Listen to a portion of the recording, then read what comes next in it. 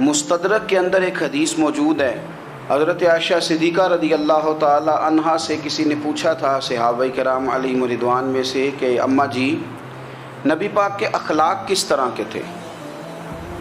تو فرمانے لگی قرآن مجید ہی رسول پاک کے اخلاق ہیں۔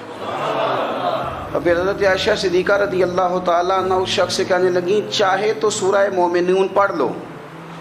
تو انہوں نے یہ ابتدائی آیات سورہ مومنون کی جب تلاوت کی تو حضرت عائشہ فرمانے لگی یہی تو میرے نبی پاک کے اخلاق ہیں، اور یہی وہ آیات ہیں جن میں اللہ تبارک و تعالیٰ نے بندہ مومن سے تقاضا کیا ہے کہ اگر وہ جنت کا وارث بننا چاہتا ہے، جنت وہ جگہ ہے جہاں رسول کریم علیہ السلام کا قرب بھی ملے گا اور رب کریم کی زیارت بھی نصیب ہوگی، وہ مقام فلاح، وہ مقام کامیابی، وہ مقام جہاں اللہ تعالیٰ اپنے بندوں پر اپنی رضا نازل فرمائے گا، اس مقام کا نام مقام جنت ہے۔ تو اس سورہ مبارکہ کی ابتدائی آیات کے اندر اللہ تبارک و تعالیٰ نے ان صفات کا تذکرہ فرمایا ہے کہ اگر وہ صفات ہم اپنے اندر پیدا کرنے میں کامیاب ہو جائیں، معنی یہ ہے کہ ہمیں اللہ تبارک و تعالیٰ نے جنت کا وارث بنا دیا ہے۔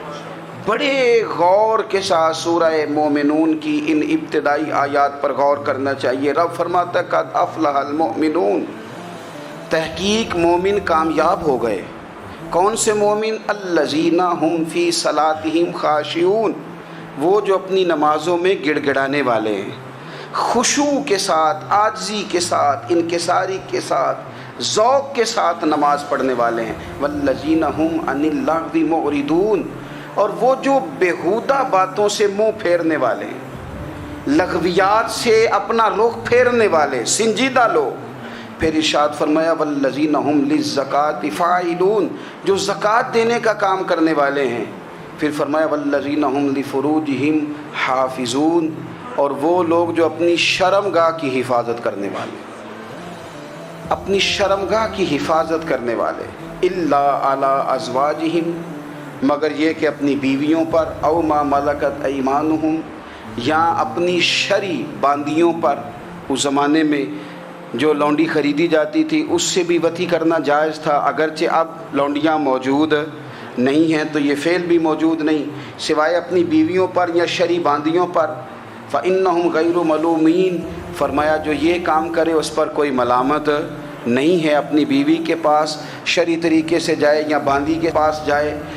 فمن ابتغى وراء ذلك، اور جو آدمی اس کے بعد اس حد سے بڑھے، اس کے سوا کچھ اور کرے جو بندہ، فرمایا فاولئک هم العادون، یہ لوگ حد سے بڑھنے والے ہیں۔ جو لونڈیوں اور باندیوں کے علاوہ، اپنی بیویوں کے علاوہ کسی اور جگہ گندگی کریں، یہ حد سے بڑھنے والے، حدوں کو کراس کرنے والے لوگ ہیں۔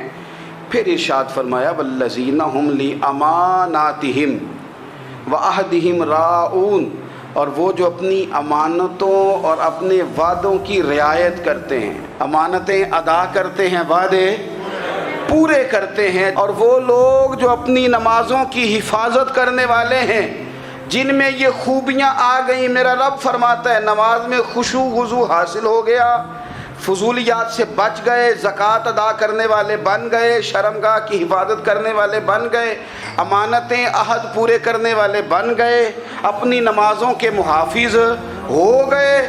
اللہ اکبر، قربان جائیں۔ مالک فرماتے ہیں اولئک هم الوارثون، یہی لوگ تو وارث ہیں۔ یا اللہ کس چیز کے؟ فرمایا الذین یرثون الفردوس، یہ لوگ جنت کے وارث ہیں، یہ جنت کے وارث ہیں یہ لوگ۔ ہم فیہا خالدون، اور فردوس سے، جنت سے نکالے نہیں جائیں گے، ہمیشہ ہی جنت میں رہیں گے۔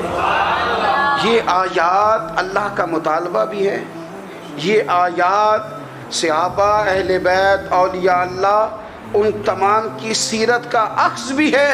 اور سب سے بڑھ کر سیدہ عائشہ صدیقہ فرماتی ہیں یہی تو آیات ہیں جنہیں اچھی طرح سمجھ لو گے تو تمہیں مدینے والے کے اخلاق بھی سمجھ میں آ جائے گا۔